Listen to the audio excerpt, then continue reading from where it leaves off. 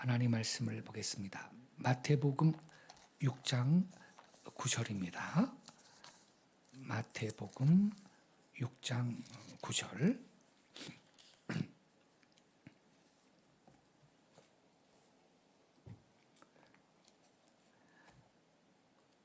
(10절까지) 두 절을 같이 읽겠습니다. 시작. 그러므로 너희는 이렇게 기도하라. 하늘에 계신 우리 아버지여, 이름이 거룩히 여김을 받으시오며 나라가 임하시오며 뜻이 하늘에서 이루어진 것 같이 땅에서도 이루어지이다. 아멘. 지난 시간에 이어서 나라가 임하시오며, 이 구절의 뜻이 무엇인지 좀 더 구체적으로 우리 말씀을 상고하고 기도하도록 하겠습니다. 나라가 임하시오며, 이 말씀은 하나님의 나라가 오시옵소서, 이러한 뜻입니다. 그러니까 말이죠, 나로 하여금 하나님 나라에 가게 해달라, 내가 하나님 나라에 들어가게 해달라, 이게 아니고요, 하나님 나라가 내게로 오라, 이러한 말이 됩니다. 그래 여러분, 이 하나님 나라의 기본적인 개념은요, 가는 게 아니고 오는 겁니다.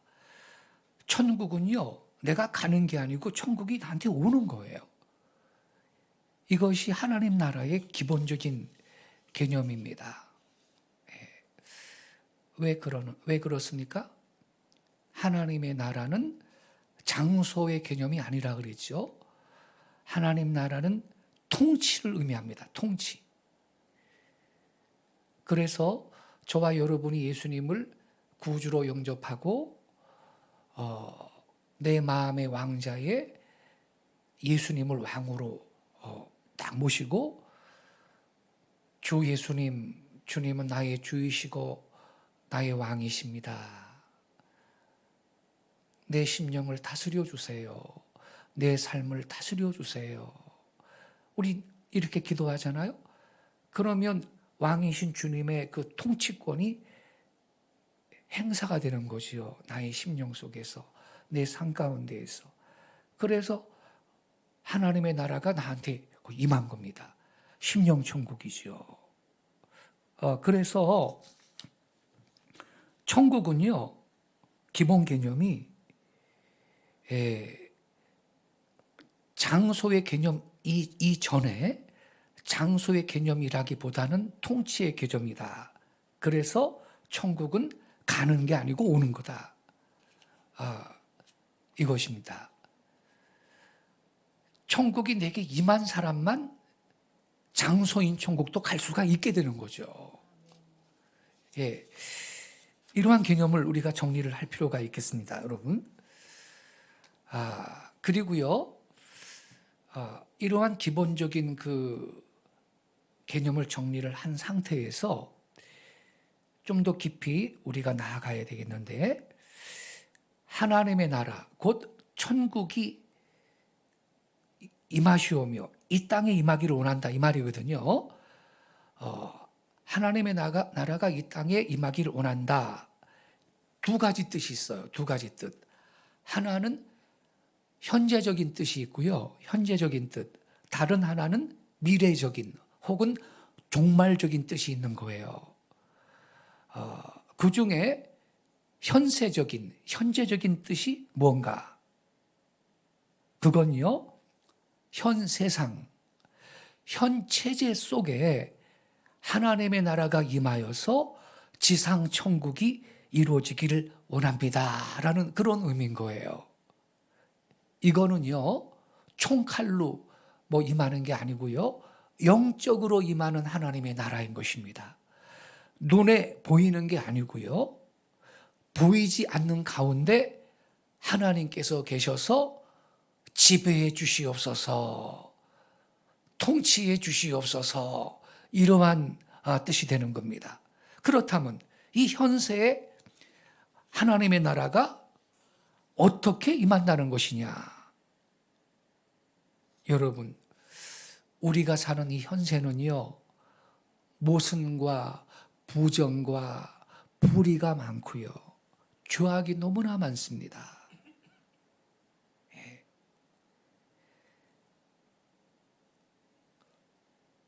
거짓도 많고 죄악도 많고. 그래서 현재적인 의미에서 하나님의 나라가 임하기를 원합니다. 이게 무슨 의미냐? 하나님의 나라에 부합치 않는 인간의 어떤 정신적인, 이 육시적인 이 조건들이 모두 시정이 되어서 이 땅 위에 하나님의 나라가 임하게 되기를 원한다, 이런 의미거든요. 그러려면요, 어떻게 해야 돼요? 이 땅에 예수 믿는 사람이 많아야 되는 겁니다. 국회의원들이 가령 말이죠, 200명이다. 그러면요, 적어도 170명은 예수님을 진실로 믿는 사람이 돼야 되는 거예요. 병원에, 대학병원에 근무하는 의사들이 예컨대 그 병원에 한 50명 의사가 있다 그러면요, 적어도 한 45명이 예수 믿는 의사들이라면요, 그 병원은 하나님의 그 정의가 구현될 줄로 믿습니다.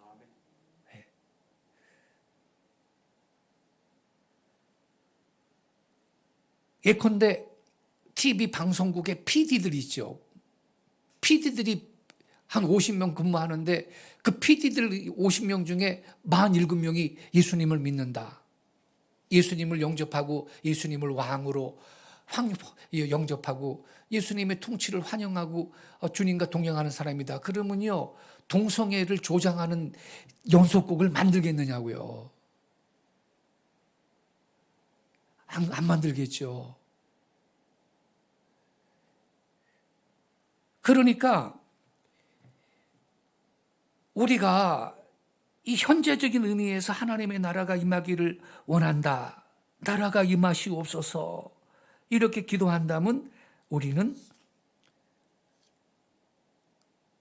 전도에 힘쓰고 지역 전도에도 힘쓰고 이 민족의 복음화를 위해 기도해야 되고, 열방 모두 정속 가운데 이 예수 그리스도의 복음이 전파되고 이 복음을 통해서 하나님의 나라가 임하도록 우리가 그래서 전도도 하고 선교사도 보내고 선교 헌금도 하는 거고 전도하는 거고 교회를 지역마다 세워서 예배드리는 거고, 이것이 다 하나님의 나라가 이 땅에 임하도록 하는 과정인 줄로 믿습니다. 그래서 여러분, 우리 예수님께서 이 현세적인 하나님의 나라가 어떻게 확장되느냐, 어떻게 장성하느냐에 대해서 가르쳐 주셨거든요. 이 마태복음 13장에 보면 여러 가지 천국 비유의 말씀이 나오잖아요. 천국 비유. 제일 먼저 씨 뿌리는 비유가 있습니다. 씨를 뿌리면요, 땅에 묻혔다가요, 점점 이 싹이 나고 자라가지고 열매를 맺는다 그랬고요. 혹은요, 겨자씨 한 알의 비유로도 가르쳐 주셨거든요. 겨자씨는 비록 가장 작은 씨이지만 이걸 심으면 점점 자라가지고 큰 나무가 돼가지고 공중의 새들이 와서 깃들이게 되는데, 천국은 그것과 같다 그랬거든요. 그리고 또 뭐라 그랬어요? 천국은요, 여자가요, 가루 서말 속에 누룩을 섞은 것과 같다 그랬거든요. 누룩이 점점 부풀게 만들죠. 그래서 온 덩이에 퍼지는 것과 같다 그랬거든요. 다시 말하면요, 이 하나님의 나라는요, 이 현세적인 천국은요, 아주 작은 것부터 시작해가지고 점진적으로 확대될 걸 가르쳐 주셨습니다. 혁명적이 아닙니다. 급진적이 아닙니다. 점진적인 것입니다. 조용히 시작됩니다. 작게 시작이 됩니다. 그러나 확실히 하나님의 나라는 임하는 것입니다. 그리고 확장되는 겁니다. 보십시오. 2000년 전에 갈릴리에서 복음 전하셨습니다. 예수님이.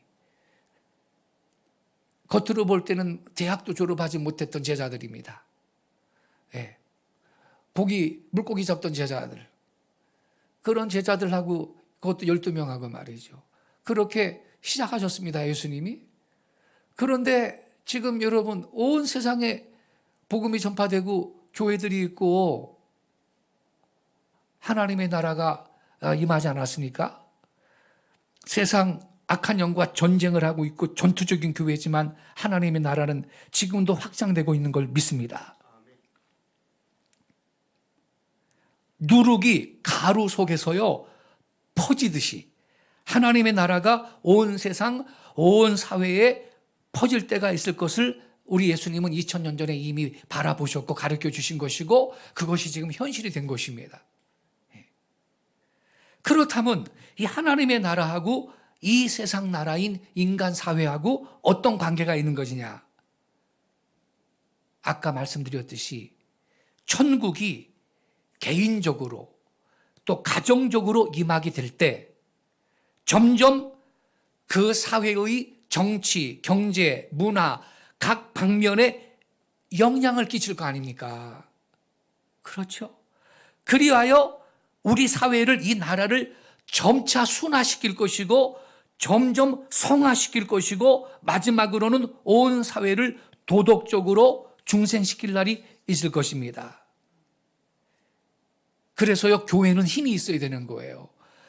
지금 미국이요 교회가 힘을 잃어버리니까 우리 김성욱 대표님 지난주에 말했죠. 교회가 결국 힘이 없으니까 미국이 소위 결혼 존중 법안을 갖다가 이 바이든이 서명을 했어요. 그 핵심 내용은 뭐냐? 미국은요 동성 결혼을 허용하지 않는 주들이 있거든요. 그런데 동성 결혼을 허용하는 주에서 남자들이 결혼했어요. 그러면 다른 주에서도 그건 인정해주고 존중해줘야 된다. 이런 법안인 거예요. 결국 그래서 이 동성 결혼을 허용하지 않는 주들이 있지만 그건 이제 무용지물이 된 거예요. 의미가 없게 돼버린 거예요. 제가 언젠가 우리 교회 단톡방에 이 문제에 대해서 글도 써서 올렸습니다. 바이든이 나쁘냐? 러시아 대통령 푸틴이 더 나쁜 거냐? 바이든은 결혼 존중 법안에 서명했어요. 푸틴은요, 동성 결혼하고 그러면 감옥에 넣는 법안에 서명한 사람이에요. 영적으로 볼 때 있잖아요. 누가 더 나쁜 놈인가? 우리는요, 안목이 짧습니다. 지금 푸틴이 우크라이나를 침공을 했는데 말이죠. 침공했으니까 나쁘다. 그런데 전쟁에는 원인이 있거든요. 우크라이나의 젤렌스키 대통령이 마지노선을 넘어가지고 푸틴이 침공을 했다라는 견해가 있습니다. 왜냐하면 보세요. 케네디 대통령 때 있잖아요. 미국 케네디 대통령 때 소련이 말이죠. 쿠바에다가 미사일 기지를 만들려고 그랬어요. 그러면 미국 바로 코앞이에요. 당시에 케네디 대통령이 핵전쟁을 불사하고 소련 배가 싣고 들어오는 건 우린 막는다. 물리적으로 막았더니 3차 세계대전 각오하고 그렇게 한 거예요. 우리 도저히 용납할 수 없다. 우리 코앞에 너희들이 미사일 기지를 만들어. 그래가지고서는 결국은 소련 배들이 쿠바로 오다가 미국 군함이 막으니까 철수했어요. 그러면요, 지금 우크라이나가 말입니다. 나토 나라가 아니거든요. 나토에 들어간 나라가 아닌데 나토에 가입하려고 그래요. EU도 가입하려고 그러고. 그러면 나토는 군사 조직이거든요. 나토 군대가 그러면 우크라이나에 들어오면요. 러시아 입장에서는요. 마치 비유를 두자면 옛날 소련 시절에 쿠바에 소련이 쿠바에다가 미국 바로 앞마당인 쿠바에 미사일 군사기지를 세우는 그 꼴이 되는 거예요. 그러니까 그러지 말라 그랬어요. 우크라이나한테 푸틴이 그러지 마라. 근데 결국은 나토에 가입하려고 계속 하는 거예요. 그리고 그 돈바스 지역에는요, 러시아계 주민들이 많은데 말로 표현할 수 없을 정도로 학살을 하고 학대를 했습니다. 우크라이나가. 이런 건 뉴스에 안 나와요. 한국 언론은 서방 언론만 베껴서 가리킨 기사 씁니다. 그래서 푸틴만 나쁘다 그러는데 우리는 객관적으로 볼 수가 있어야 되고요. 제가 이 말을 하고자 하는 게 아니라 영적으로 볼 때에 동성 결혼을 지지하고 결혼 존중 법안에 서명한 이 바이든이 나쁘냐? 푸틴은 동성애를 옹호하고 선전하고 그러면 벌금 물고 감옥 갈 수 있는 법안을 서명한 사람이거든요. 그래서 러시아가 지금 성경적인 가치를 지키고 있어요. 적어도 이 악한 동성애에 대해서는요. 왜냐하면요, 이 러시아는요, 기독교 국가입니다. 러시아 종교회입니다. 저는요, 가끔 뉴스를 보면 너무 웃겨요. 러시아가 공산주의 국가래요. 아니거든요. 우리 현대, LG 다 가서 저기 장사 잘해요. 인구 이동도 자유롭게 할 수 있고요. 커피숍 가서 마음대로 커피 사 먹을 수 있고요. 공산주의 사회주의 국가 아니에요. 거기는요, 시장 경제 국가예요. 소련인 줄 착각해요. 그게 아니네요. 단지 권위주의 국가죠. 옛날에 우리 박정희 대통령 때처럼 대통령이 너무 권위를 지금 행사하고 있는 그 부분인데 공산주의 국가 아니거든요. 우리나라 대형 현대차도 그렇고 LG도 그렇고 삼성도 그렇고 가서 장사 잘해요. 마음대로 쇼핑할 수 있고 커피숍에서 커피 마실 수 있고 그런 나라라고요. 그러니까 하나님의 나라가 임하시오며 당신의 나라가 임하시오며라고 너희는 기도하라 그랬는데 이 하나님의 나라와 세상 나라인 인간 사회가 어떤 관계가 있는 것이냐? 이 하나님의 나라 천국이 개인적으로 가정적으로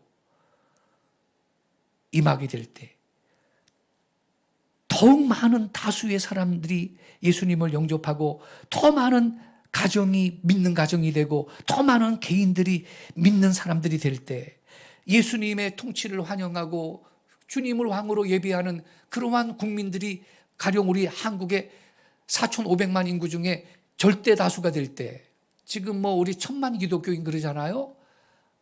인구의 4분의 1 정도 되는데 제2의 부흥이 와야 됩니다. 그래서 4,500만 인구 중에 적어도 3,000명 이상의 이 신실한 그리스도인들이 이 땅에 생길 때 자연히 이 땅의 정치, 경제, 문화, 연예계, 사법부, 입법부, 국회 모든 방면에 영향을 끼칠 거예요. 하나님의 나라가 확장이 되는 것입니다. 할렐루야. 예. 그래서 우리는 주님께서 가르쳐 주신 이 기도를 깊이 묵상하고 주여 당신의 나라가 이 땅에 임하시기를 원합니다. 이렇게 기도해야 될 줄로 믿습니다. 그렇다면 미래적인 뜻은 뭡니까? 미래적인 뜻. 우리가요 열심히 복음을 전하고요. 이 현세를 좀 개선해 가지고요. 우리는 보다 더 살기 좋은 사회를 만들기 위해 노력해야 되지요. 그렇지만 한계는 있는 거지요. 왜냐하면 이 세상 주인이 마귀라 그랬어요, 성경에. 사탄 마귀가 계속 활동하고 있어요. 그래서 우리가 이 세상을 완전한 천국으로 만들 수는 없어요. 우리가 그걸 기대하는 건 아니에요. 지금보다는 더 나은 세상을 꿈을 꾸는 것인데 그렇다면 이 기도문의 종말론적인 뜻은 뭐냐? 나라가 임하시오며 우리의 이 주기도문의 기도가 완전하게 이루어지는 것은 예수님이 재림할 때입니다. 할렐루야.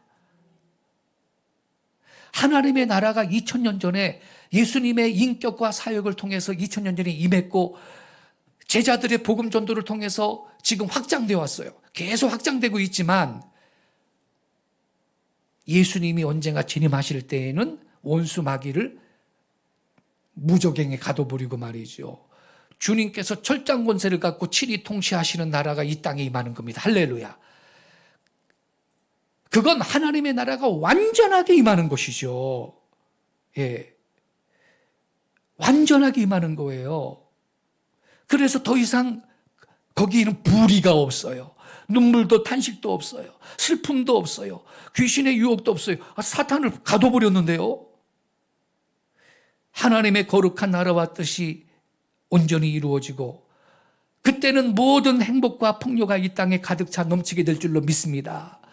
우리는 이러한 나라를 꿈꾸고 우리는 이러한 나라를 기다리고 사모하는 것입니다.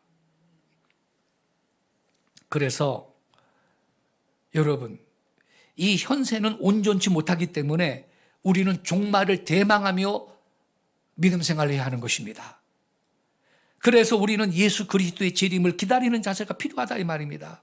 요한계시록 22장 20절에 보니까 예수님께서 말씀을 다 하신 다음에 뭐라 그래요? 이것들을 증거하신 이가 가라사대 내가 하신 실로 속히 오리라 하시거늘 아멘 주 예수여 오시옵소서 이렇게 기록되어 있습니다. 내가 속히 오리라 그러셨는데 2000년 지났습니다. 왜 이렇게 길어요? 근데 성경에 뭐라 그랬어요? 하나님께는 천년이 하루 같고 하루가 천년 같다고. 한 사람이라도 더 구원받게 하시려고 주님께서 지금 우리한테 시간을 더 주고 있는 것입니다. 지금 터키에 말이죠. 이름을 바꿨죠. 키르키엔가 발음하기가 더 어려운데 말이죠. 그렇습니까? 발음하기가 너무 어려운데. 지금 10,000명 가까이 육박했다는데 2만 명도 죽을 수 있다 그러는데 말이죠. 지진 나가지고요. 그 광경을 보니까 막 너무너무 슬픈 거예요. 우리 예수님께서 속히 이 세상 가운데 임하셔서 친히 철장 권세를 갖고 만국을 다스리는 그 나라가 빨리 와야 되겠구나. 그러한 그 마음의 소망함이 절실하게 우리한테 있는 것입니다. 분명히 약속하셨거든요. 진실로 속히 오리라. 근데 우리가 느끼기에는 주님의 오심이 참으로 더딘 것 같아요. 하지만 주님은 약속을 지키실 것입니다. 말세가 되면요, 처처에 기근이 있고 지진이 있을 거라고. 2000년 전에도 지진은 있었는데 또 어떤 사람이 그래요. 예수님이 재림하실 날이 다가오면요, 그 지진의 빈도가 더 잦아지고 그 강도가 더 세진다는 거예요. 예. 지진이야 구약시대도 있었죠. 근데 종말의 때가 다가오면요, 지진의 그 그리고 횟수가 더 빈발하고 그리고 그 강도가 더 센 지진, 이런 것들이 종말이 임박한 사인이 되는 겁니다. 그래서 우리는요, 깨어 기도해야 될 줄로 믿습니다. 하나님의 나라가 임하시오며 이 말씀의 의미를 깊이 생각하고 우리가 근데 명심해야 될 게 있어요. 현재적 의미와 미래적 의미의 천국이 두 가지 있다 그랬는데, 현재적 의미의 천국은 무시하고 맨날 재림만 기다리고 있으면 현실 도피 신앙이라 그러는 거예요. 그거를요. 현실 도피. 우리는 이 고통하는 세상에 예수님의 증인이 되어서 복음을 전하고, 아까 말씀드렸죠. 이 땅의 절대 다수가 예수 믿는 백성이 된다면 우리 대한민국은 지상 천국이 될 줄로 믿습니다. 얼마나 행복한 나라가 되겠습니까? 그래서 이러한 자세도 같이 가져야 되는 것이지. 이러한 자세는 내려놓고 맨날 주님만 오시옵소서, 그거는 건강한 신앙이 아니라는 걸 기억하실 수 있기를 바랍니다. 기도하겠습니다.